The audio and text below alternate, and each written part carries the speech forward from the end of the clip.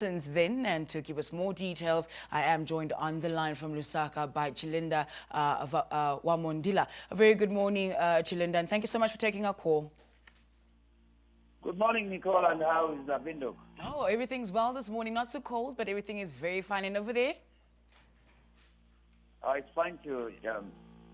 Okay, fantastic. Chilinda, let's start with backtracking a bit, to 2011. How would you describe this year's election compared to that that took place in 2011?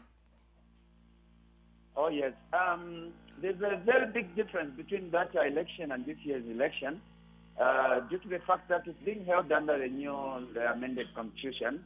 And in the last elections, by this time we were close to see who's going to emerge victorious. But for this one, it's quite a very tight election between the incumbent President Edgar Lungu of the ruling Patriotic Front against his rival of the opposition United Party for National Development, Hakainde Hichilema. As I speak to you now, there are only about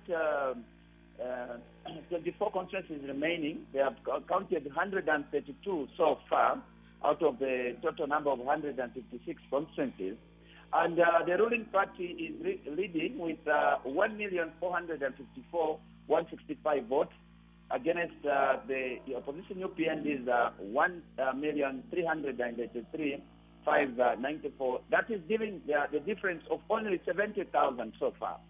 Okay. Let's also talk then about when the final results are likely to be out. When can we expect that? We were hoping that the outright winner will be announced last night.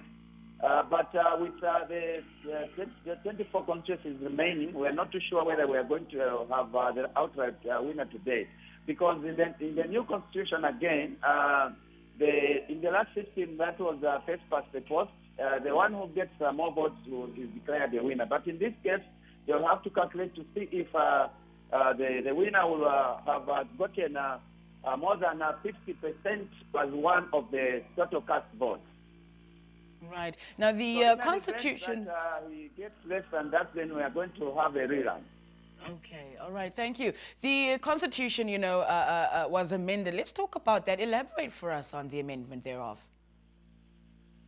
Yeah, among the issues that were amended in the Constitution includes the 50% plus one threshold for one to qualify to be president of the Republic of Zambia. And also there was an inclusion of a running mate clause. This is where every presidential candidate needs to have a running mate who automatically becomes vice president. The advantage of this system is that in an event that we lose the sitting president, like it had happened twice in the past, then the vice president takes over until the end of the term. Okay, we also saw 9 presidential candidates contesting with one lady, which is a first for Zambia. What are your thoughts there on that?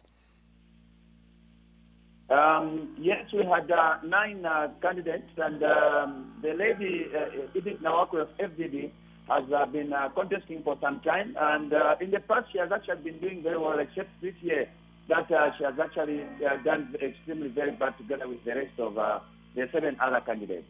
All right. Sir, any developments or expectations also from the populace that you'd like to share with us? Yes, we have quite a tricky situation, especially in an event that the ruling party wins. Already they have gotten the majority of seats in the National Assembly.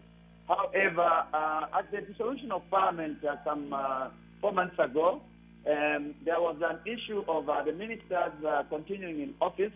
The Law Association of Zambia went to court and challenged the president's decision to allow ministers to continue operating even after the dissolution of Parliament. So last week on Monday, the Constitutional Court ruled that they were in office illegally and they have to vacate office and refund all the money that they have used during this period. So among these ministers, a number of them have retained their seats. So we are foreseeing a situation where after these elections, I think the Law Association of Zambia and the losing candidates will go back to the Constitutional Court to challenge their legality because it's alleged that they used public funds illegally. So we'll have a number of petitions and issues in court especially in an event that the opposition loses this election. We see them petitioning them.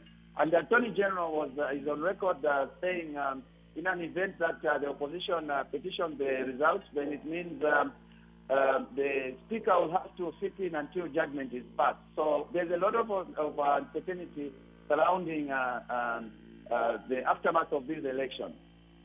So once again, thank you very much for taking our call and thanks for coming through. You're welcome, Nico, and God bless. Okay, there you have it. That was Chilinda-NBC, who is a journalist at the ZNBC, speaking to us on the elections in Zambia, which started last week as they vote for a new president as well as for representatives, and also talking to us about the amendment of the Constitution. So I hope that helped. We cross over to news.